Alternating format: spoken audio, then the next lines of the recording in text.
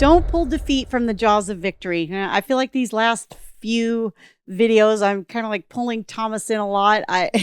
Thomas is my late husband who was an attorney. He passed away, unfortunately, unexpectedly about 2.5 years ago. If you want to know more about that, go back on the channel further. You'll see me and him together. We started this endeavor together after our own experiences. This is really something I've heard him say over and over and over, because clients tend to not understand what's happening in the courtroom. And a lot of times they will do something themselves if they're self-represented, or want their attorney to do something that actually ends up kind of shooting them in the foot. So I'm going to help you understand how not to do that. But before we dive in, let me just remind you, if you like this content and you find it helpful, don't forget to hit like on this video. Also subscribe to the channel so that you get notified as new videos are released. So what do I mean by don't pull defeat from the jaws of victory? So I was talking to a client a couple weeks ago, and this client is a self-represented client. And we were just kind of debriefing about their court experience. And the client said, I go in the beginning and I didn't feel like it was going that great. And the judge just didn't really talk to me very much. And they asked me a question or two and I'd start to answer, and they would just like cut me off or shut me down or say, yeah, I read your papers or whatever. And then they would go over to my ex and they would start asking questions. And then my ex would just talk and talk and talk for a couple of minutes. And then the judge would ask another question. And then my ex would just talk and talk and talk. And the client was like, I really thought this was going really, really poorly. But then I actually got everything that I was asking for in my request. And the other side had an attorney in this case, and my client didn't. And it was a reminder to me of like, oh yeah, that makes sense to me. And the client's like, what? How does that make sense? So I'm going to try to explain to you why it does. And then I'm going to share another little story of one of Thomas's clients to kind of help you have a little bit more perspective on it. So what I said to the client is, most of the time, what happens is most judges come into this having read all of the documents that have been submitted, right? Or at least the declarations, the pleadings, the statements, the affidavits, whatever it's called in your state. It's called affidavit or declaration usually. And they've usually read the declaration from each party, in a hearing, and reviewed the file and whatever. So they've already kind of, I think a lot of times, sort of made up in their mind where they think they're going, and they have like some preliminary, right, thoughts in their head about where they're going. And it's like, okay, well, eventually, we're going to go into the courtroom. And then if somebody makes an argument for something or whatever that kind of changes my mind or whatever, then okay, but I kind of know the direction that I think that we should go in this case. And I think they sort of pre-form some of that. Now, I will tell you that in my experience, as a general rule, and again, not to pigeonhole the court or anything like that, but as a general rule, I think men tend to be readers more frequently than female judges do. Okay, so male judges, in my experience, tend to be more readers than female. Not that females aren't, it depends on the person or whatever. And not that males can not be readers, right? They can be. It does vary by person, but as a general rule, I think it's more reliable that you can assume that a male judge has read than necessarily a female. But when you go in and you start talking to the judge, you can tell how much of the stuff they've read. So if you say something and the judge is kind of like, they didn't see that or didn't catch it or whatever, okay, well, maybe they didn't read as thoroughly. Maybe they didn't have time. Maybe they had more cases. They've had a trial. They've had a whatever. They were tired. They fell asleep. I don't know.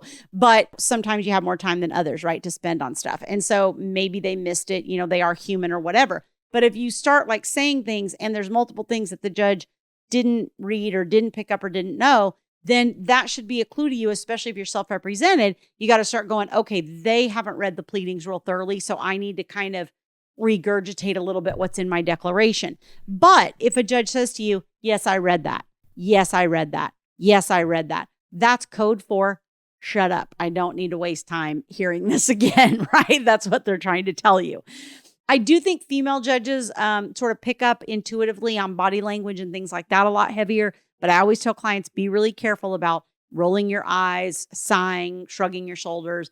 any of those kinds of signs, right, are going to be problematic. What I really find that clients do is they think that because the court is shutting them down or whatever, that they're not finding for them. Well, that actually usually means that they're believing what you say. Like they don't have a lot of questions for you because you said, here's how all this is. And they kind of went, oh, okay. Seems accurate, seems credible, seems whatever. I'm going to go with that, right? And then if they don't find the other side credible, what they will do is they'll start asking questions. It's kind of like, think of it in the context of your children, okay? And we've all had this experience as parents. If you have more than one child, if you don't, this is going to be a little bit harder to understand. But, your kids come in and it's like, well, he hit me. Well, he hit me first, right? Like kind of situation. And so you start with the one that says he hit me. And it's like, okay, what happened? Blah, blah, blah. Okay, did you do something to him beforehand? And you'll ask a few questions, right? If that child gives you answers that you're like, okay, that sounds right, makes sense. I know my child. I know their body language. I'm going to watch, I'm going to listen. Do I think that they're lying to me? Whatever. And then I'm going to go to the next one, right? And I'm going to start asking questions. And if there's one of them that you believe less than the other, and this is such a difficult dilemma as a parent. This was one of my biggest dilemmas with my boys, is like always being afraid that I was, not believing the right one, right?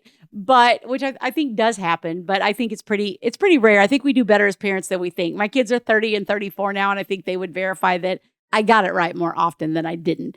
But you go to the next one and you start asking questions. And so whichever one of them you kind of are like, your story's not quite gelling, it's not quite making sense, or the way you're behaving or responding to me kind of tells me there's something here. What do? You start asking that child more questions, right? This is what the court's doing. They're going, doesn't quite make sense. I'm not sure I believe this. Let me ask more questions and get more facts so I can try to understand this and see if all of this makes sense to me.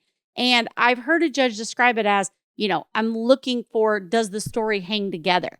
Do the person's actions match their words? If you're saying one thing, but you're doing something totally different, you're not going to have credibility with the court when you're speaking. If you're saying something and your actions are totally in line with that, then obviously that's going to build a lot of credibility in the court's eyes. So what you want to do is to follow the judge's lead, right? Like, don't let your emotions take over. Pay attention to what's happening in the courtroom and pay attention to how the judge is reacting to you and stuff. And if they don't need more information from you, they don't need it. Then, like I said, shut up and don't grab defeat from the jaws of victory. Because if they're finding for you, keep your mouth shut. That's what my husband used to always say. If they're on your side, keep your mouth shut. One example of this, Thomas went in with a client many, many years ago. And they had the custody and support issues were on the table. And essentially one of the children had dropped off. So for the support issue, it was just like, oh, okay, one child's dropped off. Now just only the other child's amount is there, right?